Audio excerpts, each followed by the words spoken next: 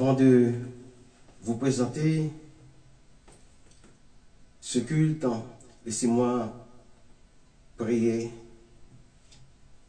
le présenter d'abord devant Dieu afin qu'il le bénisse.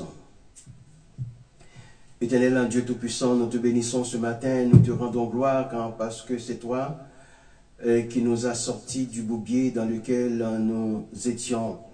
Et Seigneur, quand ce matin, nous voulons nous réjouir en ta présence, nous voulons te dire merci pour toutes les choses, les merveilleuses choses que tu as accomplies pour nous dans notre vie. Seigneur, merci. Merci pour ton sacrifice à la croix. Merci, Seigneur éternel, pour le miracle de la vie. Merci, Seigneur, pour tout ce que tu fais et continue de faire afin que nous soyons des hommes et des femmes accomplis. Seigneur, nous te présentons ce moment afin que toi seul puisses être glorifié. Nous te demandons de nous inspirer, Seigneur éternel. Nous te demandons d'être présent parmi nous. Nous te demandons, Seigneur éternel, par ton Fils Jésus, de nous venir en aide. Seigneur, nous te demandons que ta grâce soit sur chacun de nous ce matin. Nous voulons, Seigneur éternel, te rendre un culte adorable, un culte qui soit à ta gloire. Oui, Seigneur éternel, notre Dieu, nous te bénissons. Nous te demandons de bénir le cantique qui va être chanté pour la gloire de ton nom. Amen.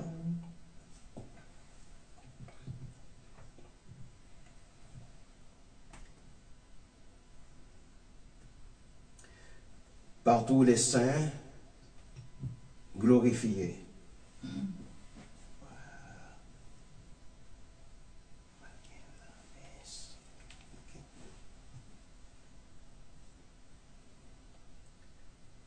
Par tous les saints glorifiés, Jésus inspire leur louange, plus belle que le chant des anges, plus belle que le chant des anges. Gloire à l'agneau, gloire à l'agneau, gloire à l'agneau sacrifié. C'est par lui qu'est justifié tout péché qui demande grâce.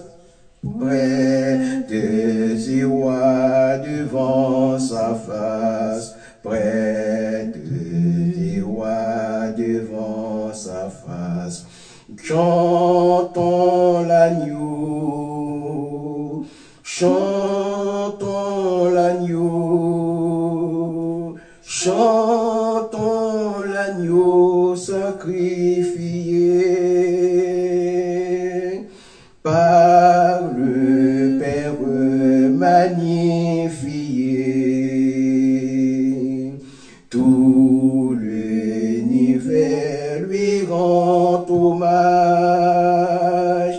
L'agneau régnera d'âge en âge. L'agneau régnera d'âge en âge. Gloire à l'agneau. Gloire à l'agneau. Gloire à l'agneau sacrifié. Par son esprit vivifié, je veux jusqu'à ma dernière heure chanter l'amour qui seul demeure, chanter l'amour qui seul demeure. Gloire à l'agneau, gloire à l'agneau.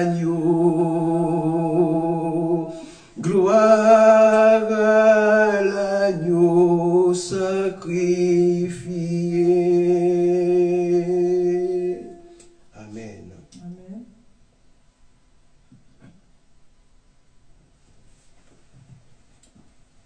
Jésus, nous te couronnons, nous te rendons gloire. Jésus, nous te couronnons, nous te proclamons roi, présent au milieu de nous. Nous t'invoquons par nos chants, nous t'adorons, nous t'exaltons. Viens établir ton trône éternel, par nos louanges nous t'invitons. Viens Jésus, prends la place du roi. Jésus, nous te couronnons, nous te proclamons roi, présent au milieu de nous. Nous t'invoquons par nos chants, nous t'adorons, nous t'exaltons. Viens établir ton trône éternel, par nos louanges nous t'invitons. Viens Jésus, prends la place du roi. Nous t'adorons, nous t'exaltons. Viens établir ton trône éternel. Par nos louanges nous t'invitons. Viens Jésus, prends la place du roi. Amen. Amen. Je vous invite donc à ouvrir dans votre Bible dans le livre des Psaumes. Nous allons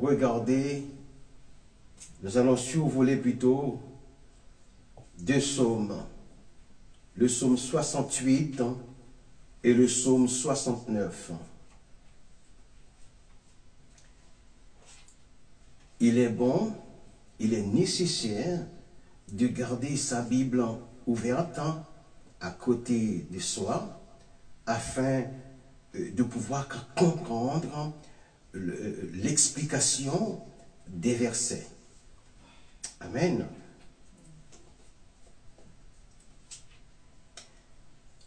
Je vous donne un peu une minute pour trouver le psaume 68 et le psaume 69. Oh, alléluia, que ton nom soit glorifié. Nous t'adorons, nous t'exaltons. Viens établir ton trône éternel. Par nos louanges nous t'invitons. Viens Jésus, prends la place du roi. Éternel, mon Dieu, je te prie de me joindre quand une double onction de l'Esprit Saint, afin que ton enseignement puisse être dispensé. Seigneur, quand bénis ceux et celles qui vont l'écouter, Seigneur. Nous te bénissons, Père, au nom de ton Fils en Jésus, à qui seul soit la gloire au siècle des siècles. Nous poursuivons ce matin avec les psaumes messianiques. Le psaume, nous commençons avec 1, 2 ou 3 versets du psaume 68 et 2 versets avec le psaume 69 Et tandis que nous allons faire une étude verset par verset, et presque tous les versets seront commentés.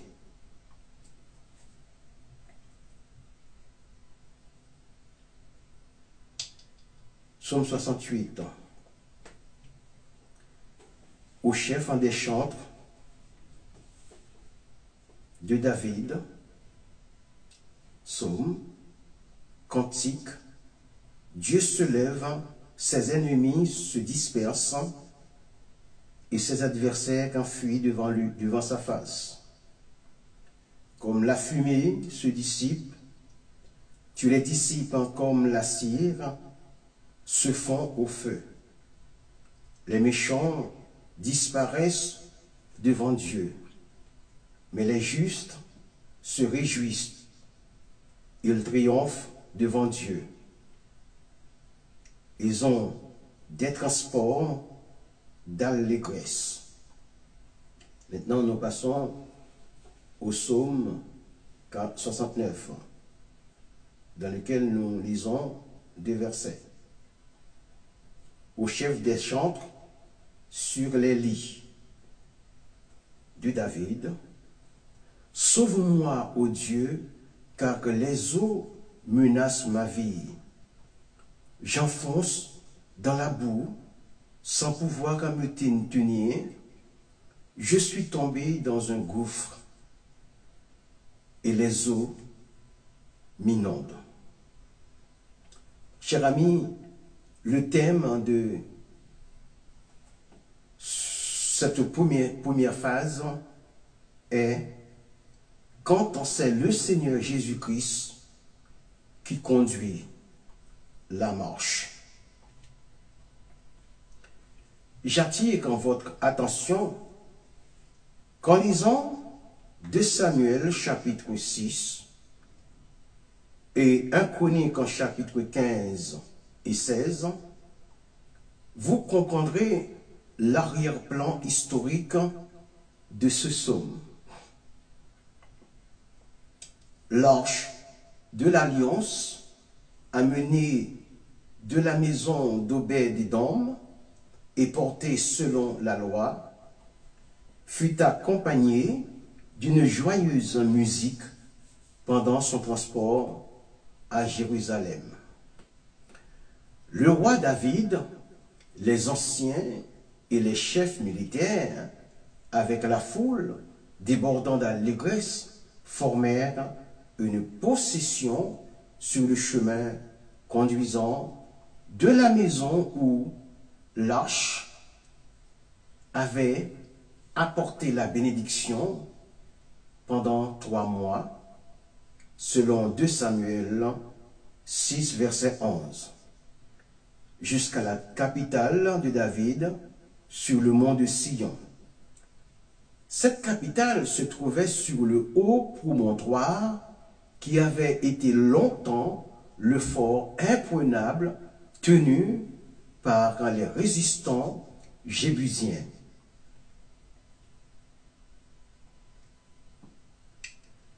En réponse à leur défi lancé à David et à ses hommes, le courageux Joab les avait attaqués par surprise, vaincus et déployés, et délogés selon 1 Chronique 11, versets 4 à 9. C'est alors que Sion était devenue la cité de David, sa capitale. Elle devint aussi le centre de l'Éternel, et c'est dans ce lieu élevé que l'arche fut apportée. Au cours de la célébration de la victoire, le roi distribua des présents au peuple. Alors, je dois vous dire que tout ce que je vous raconte là est relaté dans les psaumes que je viens de lire. Mais il constitue l'arrière-plan de ces psaumes. La première section, comprenant les versets 2 à 7, commence par une citation presque exacte des paroles de Moïse prononcées lorsque l'arche avec les Israélites commencèrent leur pénible voyage à travers le désert, selon Nombre, chapitre 10, verset 35. Comme l'arche avait pour signification principale la présence de l'Éternel, selon le psaume 80, verset 2, elle avait pour effet et la défaite des ennemis et l'exultation du peuple. Mais ici, la foule ne chante pas, au contraire. Aussi, notre passage doit-il être considéré dans un autre cadre. Quoiqu'il s'accorde beaucoup mieux avec les circonstances mentionnées, nous croyons plutôt qu'il annonce le jour où Israël, racheté et restauré, frayera le chemin à celui qui s'avance à travers les plaines, selon le verset 5 du psaume 68. Le peuple qui n'a pas voulu de Christ au jour de sa faiblesse, le recevra au jour de sa puissance, selon le psaume 110, verset 3. Alors que les trésors de la tendresse de Dieu pour son peuple souffrant, seront disponibles. Les orphelins et les veuves découvriront dans le Dieu immuable celui qui fait plus que remplir le vide. La stérilité et la solitude disparaîtront pour toujours et il fera entrer ces pèlerins solitaires dans une joyeuse relation spirituelle avec lui. Le captif recevra non seulement la liberté, mais aussi la richesse. En revanche, le lot de ces rebelles sera l'isolement éternel. La section suivante, comprenant les versets 8 à 13 du psaume 68, contient des échos du chant de victoire de Déborah, selon Juges, chapitre 5, versets 4 à 5. Et célèbre la marche triomphale et irrésistible du Dieu d'Israël contre ceux qui sont ses ennemis et ceux de son peuple. Dieu est tout puissant. Il a amené son peuple dans le désert, le lui a fait traverser et l'en a fait sortir, puis l'a introduit dans l'héritage de Canaan où, dans la joie, il s'est préparé le butin. La parole de Dieu a mis en déroute l'ennemi et nombreuses ont été des femmes qui ont proclamé la victoire selon le verset 12 du psaume 68. De telles célébrations ne sont pas rares dans l'Écriture, que nous pouvons voir comme dans Exode chapitre 15 verset 20 et Juges chapitre 5 et 1 Samuel chapitre 18 verset 6 à 7. Nous arrivons maintenant au cœur du psaume 68. Dans les versets 14 à 20, les versets 14 et 15 sont difficiles à comprendre. Très difficiles à comprendre. En bref, ils enseignent que bien qu'Israël ait été coupable d'indolence, selon Genèse 49, verset 14, le réveil et la bénédiction viendront sur lui quand il se réfugiera sous les ailes de la colombe céleste.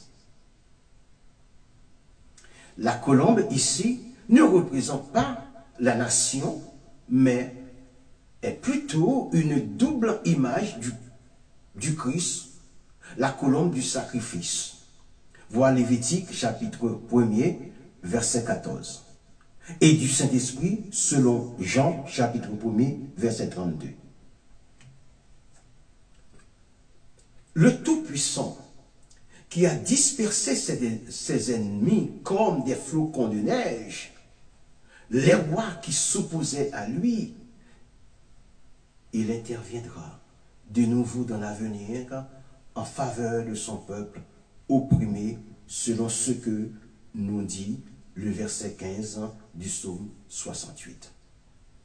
Je vous rappelle que nous sommes actuellement dans le psaume 68. On pense que la montagne de Bazan est le mont Hermon, le sommet le plus élevé de Palestine, tout au nord de la frontière de Bazan. Il est représenté ici comme regardant avec envie l'insignifiant mont de Signon au sud, destiné à être le centre choisi et honoré par l'Éternel pour toutes les bénédictions terrestres, selon le verset 16 à 17.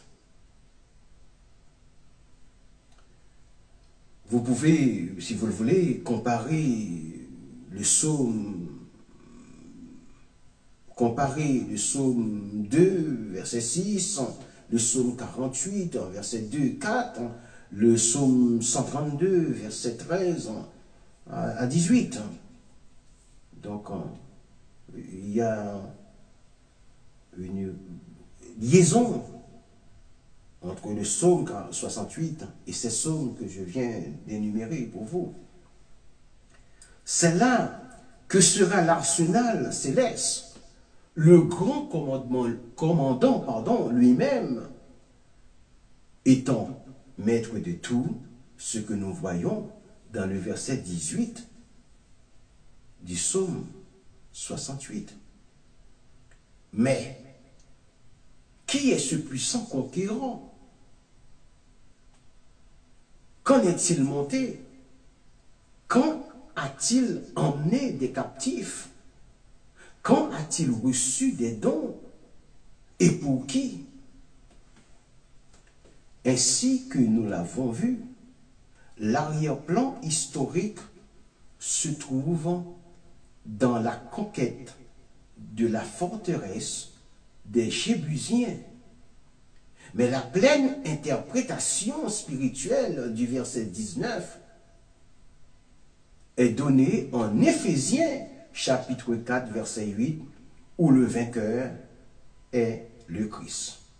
Toutefois, avant de monter, il a dû d'abord descendre dans les régions inférieures de la terre, selon Éphésiens 4 verset 9. Ici, c'est bien évidemment une allusion à la terrible dégradation morale que représentait la croix. N'attachez pas une notion physique à ce mot.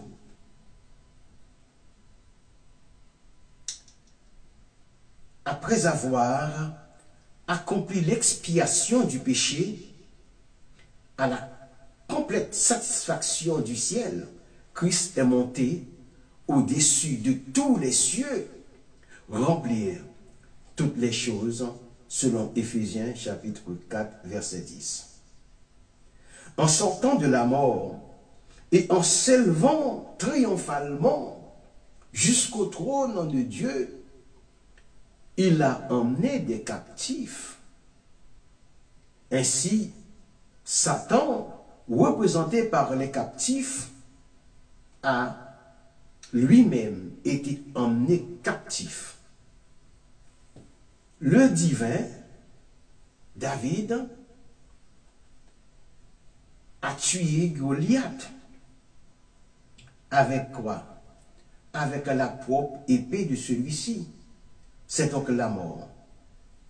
Selon 1 Samuel 17, verset 51 et Hébreux 2, verset 14 et 15. Christ a aussi récolté le butin, toutefois, seulement pour le partager. Il a reçu des dons pour les distribuer ensuite aux hommes. Même les anciens rebelles d'Israël ne sont pas oubliés ici. Il n'est pas étonnant que cette grâce produise la louange, d'après ce que nous dit le verset 20 du psaume 68. Le conquérant passe maintenant à l'action. Il exerce sa vengeance contre le persécuteur de son peuple bien-aimé. C'est ce que nous disent plutôt les versets 21 à 24 du psaume 68. Mais au verset 23, le mot « les », je parle de l'article, « les », représente les ennemis de l'Éternel, selon Amos 9, 2, 3. Ils n'échapperont pas. Ne manquez pas de lire aussi 2 Thessaloniciens, verset 1. 2 Thessaloniciens 1, verset 7 à 9. La section suivante, c'est-à-dire, je fais une pause. Quand je dis la section suivante, cela veut dire les strophes du psaume. Je pouvais dire la strophe suivante. Donc la section suivante, versets 25 à 28, est des plus pittoresques. Israël, enfin, réconcilié avec Dieu, entre en joyeux cortège dans le sanctuaire de Dieu, sous sa sainte bannière. Il n'y a plus de distance. Remarquez que la voix humaine précède les instruments. Puis viennent les jeunes filles qui célèbrent le glorieux Fils de la Vierge. C'est ainsi que le futur Israël, racheté en contraste absolu avec son errance et ses plaintes dans le désert, entrera dans le royaume du Messie. Alors se réalisera pour lui l'appel exaltant d'Ésaïe. Je cite, « Lève-toi, sois éclairé, car ta lumière arrive et la gloire de l'Éternel se lève sur toi. » Selon le chapitre 60, verset 1.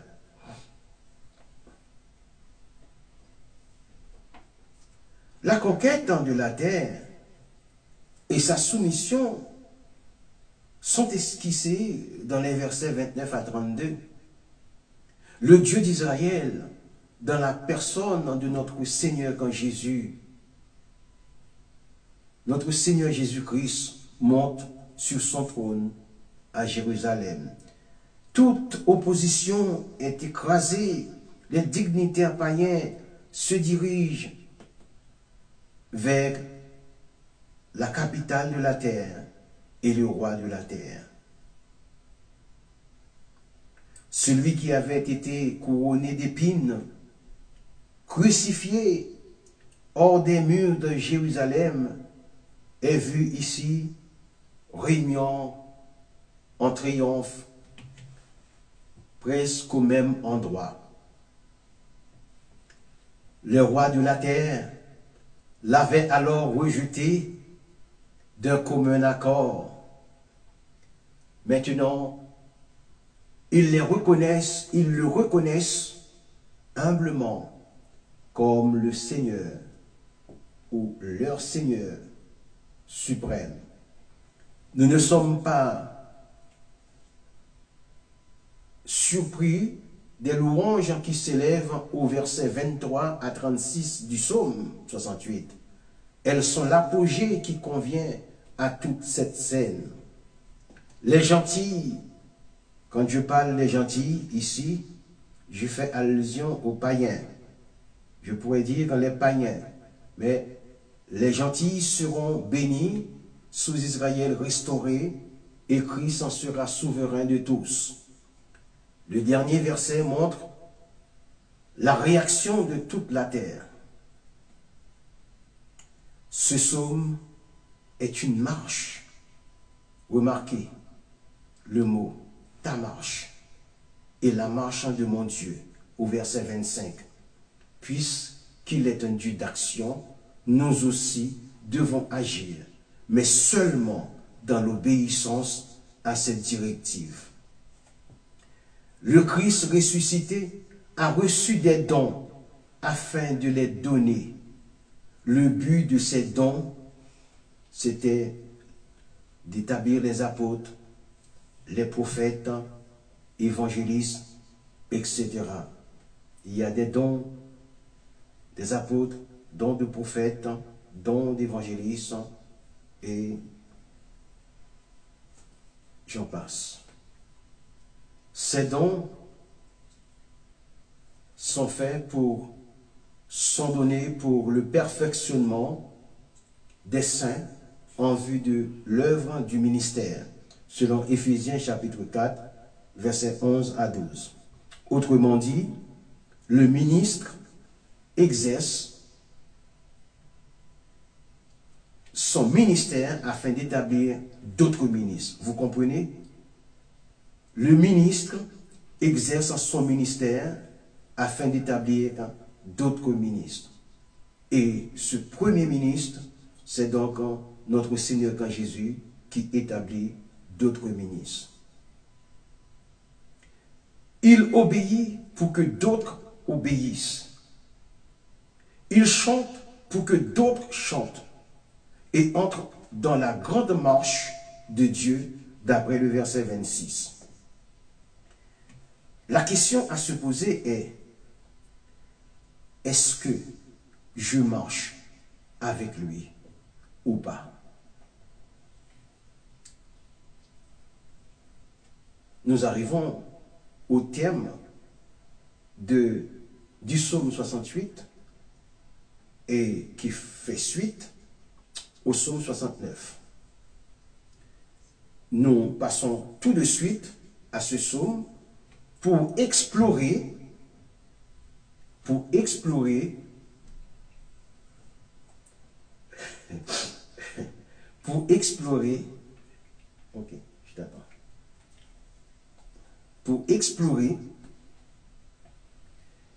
le véritable sacrifice de culpabilité à travers la personne du Seigneur Jésus.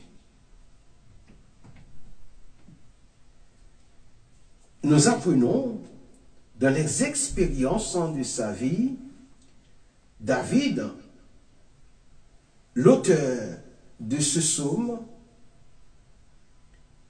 a connu bon nombre de chagrins. Cependant, dans ce qu'il a traversé, nous ne pouvons rien identifier qui soit reflété dans les descriptions frappantes qui remplissent ce poème inspiré. En conséquence, puisque ce psaume est si souvent cité dans le Nouveau Testament comme s'appliquant au Messie, nous concluons que sa signification première concerne notre Seigneur Jésus-Christ. Nous sommes en train de survoler le psaume 69 parce que le psaume 68 donne une ouverture à ce psaume, au psaume 69. Par les 5 types d'offrandes mentionnés dans le Lévitique chapitre 1er à 7, 3 sont classifiés comme étant d'agréable odeur. 2 comme n'étant pas d'agréable odeur. À ces 2 derniers, les sacrifices d'expiation et de culpabilité sont associés les idées de jugement et de distance. La première notion étant liée à la nature divine et la seconde au gouvernement divin. Le sacrifice d'expiation remédiait à ce que l'homme était et le sacrifice de culpabilité à ce que l'homme avait fait. La restitution du dommage plus une compensation de 20% était exigée avec le sacrifice de culpabilité. Ainsi, la personne lésée finissait par être plus riche que si elle n'avait subi aucun tort. Si nous ne connaissons pas la réponse complète à la question de savoir pourquoi Dieu a permis que le péché et ses conséquences entrent en scène, nous savons que Dieu en sera éternellement plus riche, car seul le péché pouvait permettre au cœur de Dieu de se manifester pleinement.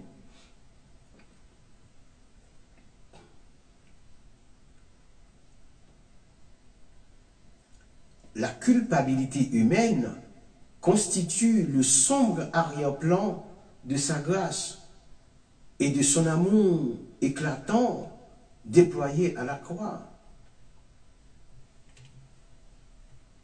De plus, l'homme racheté sera lui aussi incommensurablement riche. En revanche, les incroyants subiront les conséquences incalculables de leur péché. Tout cela se trouve dans le psaume 69, verset 2. Voyons maintenant son sens prophétique. Je vous rappelle que nous sommes dans le psaume 68. C'est au cours de la nuit précédant la croix, lorsqu'il fit connaître à ses disciples l'approche de la tempête, que le Seigneur dit: cela est arrivé afin que s'accomplisse la parole qui est écrite dans la loi. Ils m'ont haï sans cause, selon Jean 15, verset 25. Cette citation prise du verset 5 de notre psaume identifie clairement la section des versets 2 à 7 comme étant l'annonce prophétique des souffrances de Christ à la croix. Les mots « la boue »,« sans pouvoir me tenir », virgule, « un gouffre », virgule, « eau », les eaux, joint à d'ardentes supplications, pour la délivrance, je répète ces mots, dépeignent de manière vivante. Alors, je reprends les mots boue, la phrase sans pouvoir me tenir, un gouffre et eau, joints à d'ardentes supplications pour la délivrance. Ces mots que je viens d'énumérer dépeignent de manière vivante la situation désespérée dans laquelle notre Seigneur Jésus s'était placé pour ceux qu'il aimait. Il était placé dans le gouffre, dans la boue, dans les eaux, et j'en passe. La raison pour laquelle il s'est enfoncé dans la boue est donnée au verset 6 du psaume. Ce langage est étonnant,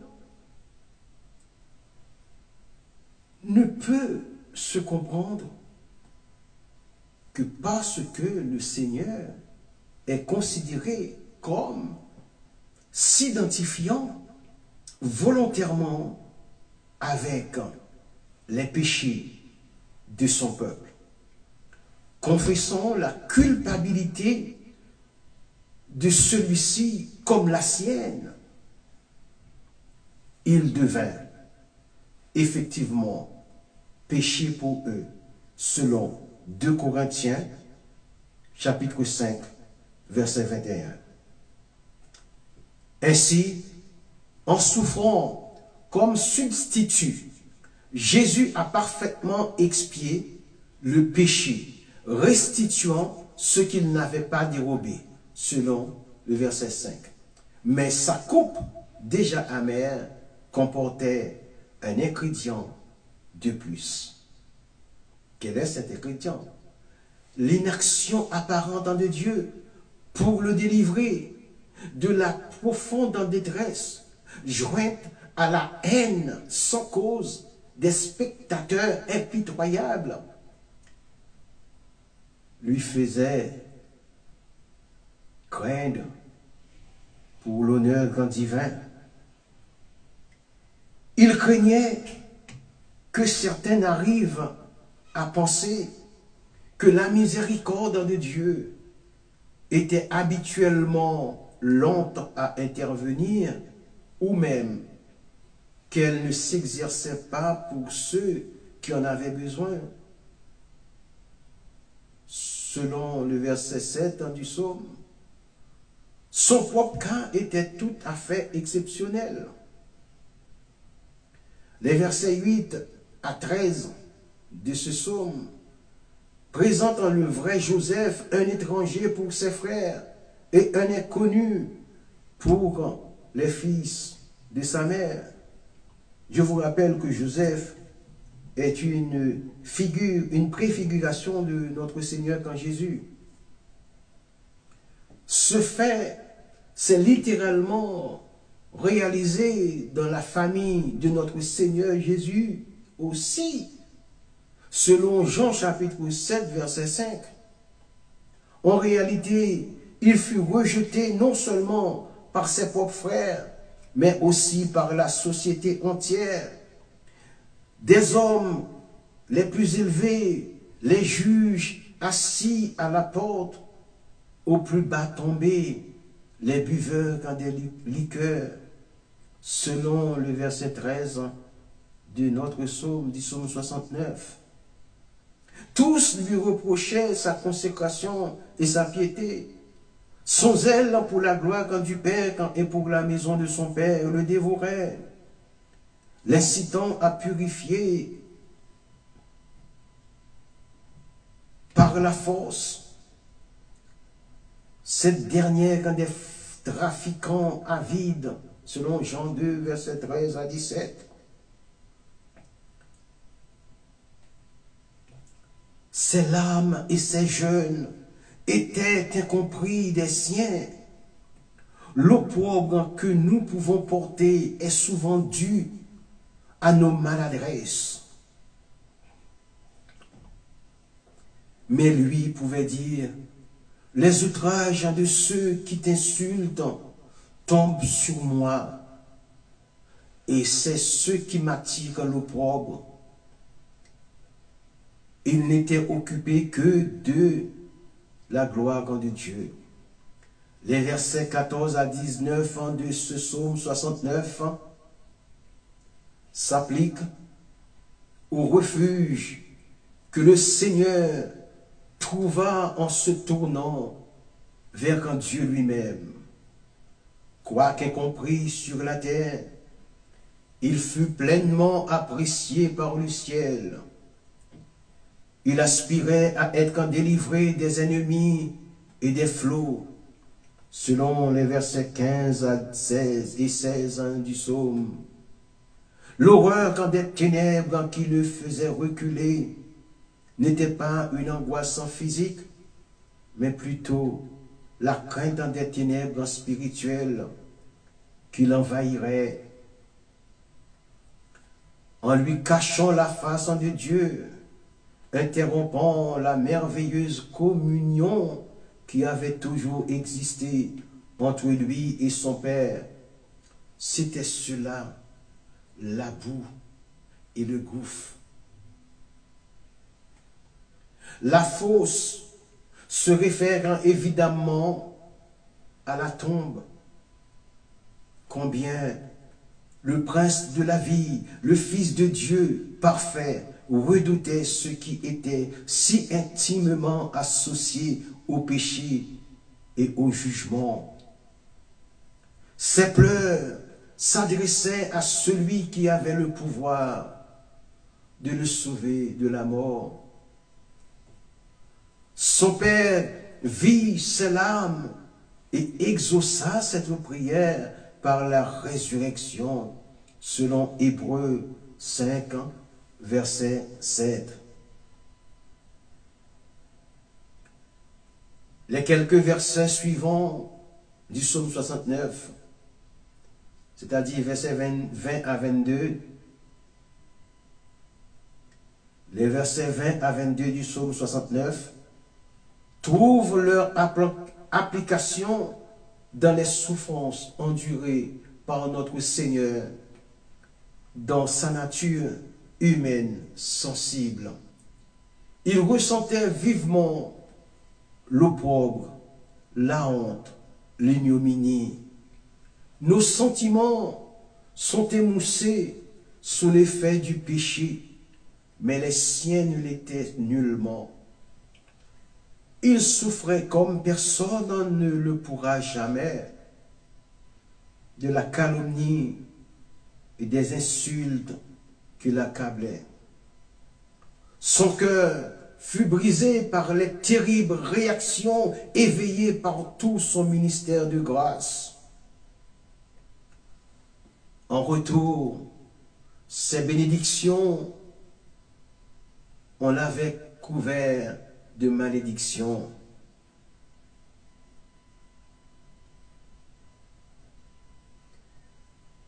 En retour de ces bénédictions, on l'avait couvert de malédiction. Dans ces moments de douleur poignante, il attendait la sympathie, mais aucun regard de pitié ne lui fut adressé. 1000 ans plus tard, comme il fut écrit alors, tous l'abandonnèrent et prirent la fuite. Selon Marc chapitre 14, verset 50, il fut laissé seul. C'est ce que nous raconte le psaume 69, 1000 ans avant la crucifixion. Alléluia. Sans doute, les paroles du verset 21 du psaume 69 se réfèrent-elles aux 3 dernières heures de la crucifixion? Pendant les 3 premières heures, un petit groupe de sympathisants se tenait près de la croix.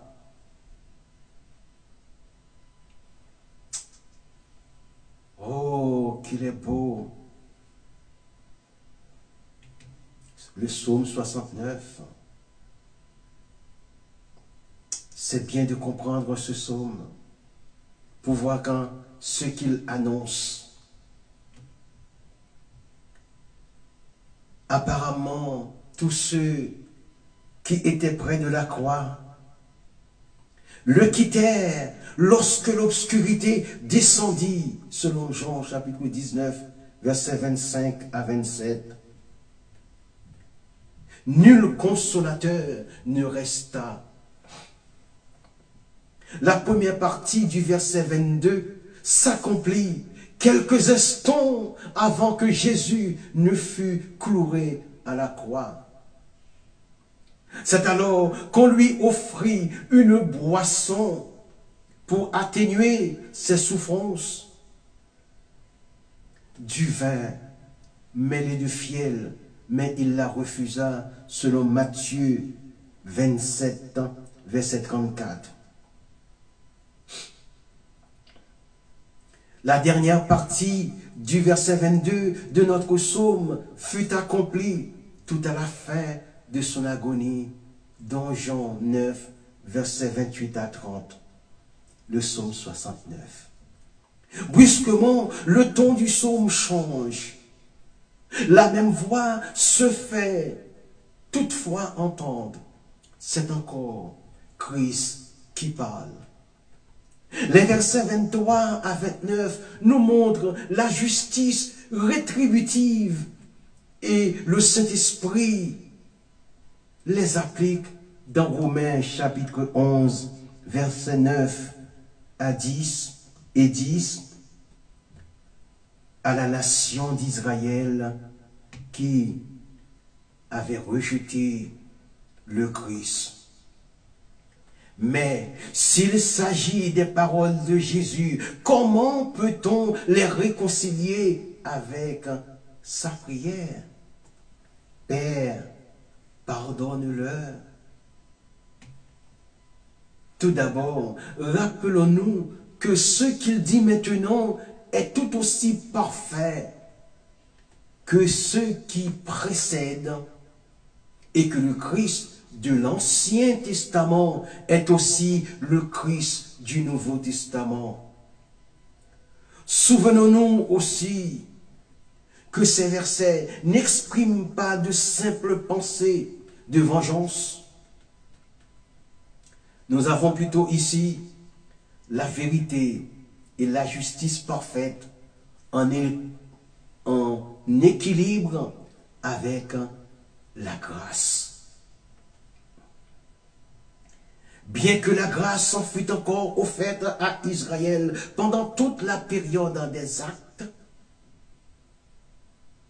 je parle des actes des apôtres, elle fut repoussée et le peuple mit le comble à la mesure de sa culpabilité en rejetant le Saint-Esprit et les apôtres. Mais il y a une amnistie. Cette amnistie était le résultat de la prière du Sauveur en mourant. Mais l'attitude de la nation était une attitude d'inimitié, non mitigée avec Dieu. C'est pourquoi un jugement d'aveuglement tomba sur elle. Ce principe solennel est souligné pourtant dans l'Écriture. Quand la lumière est refusée délibérément, le jugement de Dieu sous forme de ténèbres s'ensuit. Nous en avons un exemple frappant dans Actes 13, versets 6 à 12. Aussi, la table de ces hommes devint-elle un piège et un filet dans leur sécurité. Leurs bénédictions furent changées en malédiction. La juste colère de Dieu s'abattit sur la nation. La ville et le temple furent entièrement détruits et Israël a été depuis lors dispersé parmi les gentils. Parmi les gentils, cela veut dire parmi les païens, parmi les nations, dans toutes les nations, chez toutes les nations païennes. Les Israéliens ont été dispersés.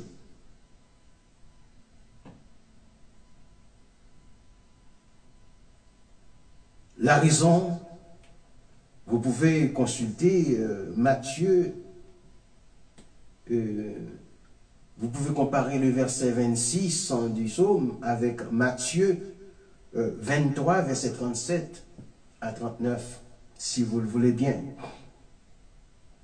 La raison sous-jacente de ce jugement désastreux est suggérée dans le verset 27 de notre psaume, c'est-à-dire le psaume 69. Mais les versets 30 à 34 de la section suivante s'appliquent au chant de résurrection de notre Seigneur. Le secours de Dieu l'a relevé en le ressuscitant des morts, et nous entendons maintenant le chant de victoire. Alléluia. Il exprime la joie du cœur quand le Christ et est plus agréable à l'Éternel que de simples sacrifices d'animaux offerts sans intelligence et sous la contrainte. Christ se réjouit en Dieu qui a entendu sa prière et a délivré le prisonnier de la croix. Au verset 34 de ce psaume, alléluia, du psaume 69. Les derniers versets du psaume, c'est-à-dire les versets 35 et 37, alors quand je dis les derniers versets, c'est-à-dire je passe à la dernière strophe.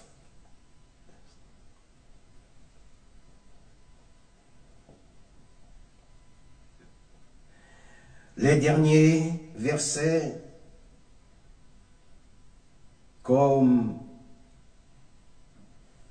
les versets 31, 35 et 37, comme généralement dans les psaumes, ayant trait aux souffrances de Christ, nous emmènent vers les gloires en futur. La terre et le ciel réconciliés par la croix s'uniront dans une grande explosion de louanges. Sion deviendra capitale de toute la terre, car c'est là que sera établi le trône du roi, selon Ésaïe 2, versets 1 à 5, Zacharie 14, versets 9 et 16, et j'en passe, et le reste d'Israël, restauré, aimant dorénavant son nom, possédera les villes de Juda. Alors la terre en sera remplie de toute la connaissance de la gloire de l'Éternel, comme le fond de la mer par les eaux qui le couvrent.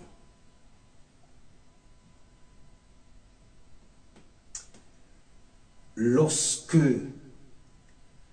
l'incrédulité, doublée de moquerie, se manifeste dans les personnes que nous aimons, elle est extrêmement douloureuse à supporter. Cela est vrai surtout quand il s'agit du cercle de la famille. Selon le verset 9, quand les ennemis sont présents, les ennemis sont absents, selon le verset 21. L'abandon de nos amis est souvent plus difficile à subir que la furie de nos ennemis.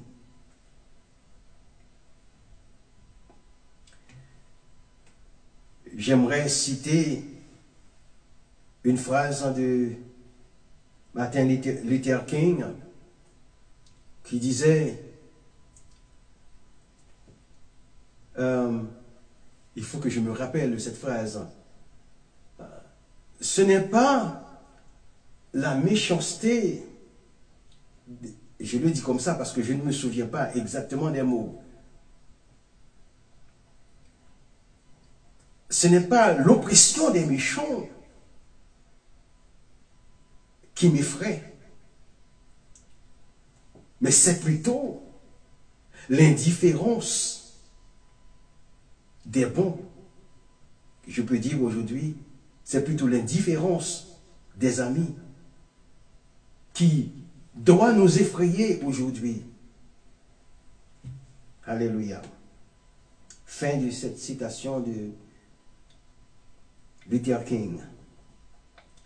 Malgré toutes les pressions du monde, ou bien les pressions de Satan, nous devons apprendre à nous confier dans le Dieu qui se glorifiera finalement. Souvent, par de tristes circonstances, notre Seigneur fait concourir toutes choses au bien de ceux qu'il aime. La croix d'aujourd'hui sera suivie par la couronne de demain. Les pleurs d'aujourd'hui par le chant de l'éternité. Voilà ce que nous enseignent les psaumes 68 et 69, dans l'espoir que ces commentaires retiennent votre attention. Je n'ai rien à y ajouter, si ce n'est une bénédiction. Que la paix de Dieu, qui surpasse toute intelligence, garde vos cœurs et vos pensées en Jésus-Christ. Amen. Seigneur, grand merci. Bénis ta sainte parole dans les cœurs de celles et ceux qui viennent de l'écouter. Et Seigneur, quand je te demande, en Père, au nom de Jésus, de permettre que ceux qui l'écouteront un peu plus tard, ceux qui viendront, qui se connecteront sur les réseaux sociaux, puissent l'entendre et bénéficier de sa grâce, de toute la grâce qui en découle. Seigneur, que ta miséricorde se manifeste. Au nom de Jésus, à qui soit la gloire au siècle des siècles. Amen.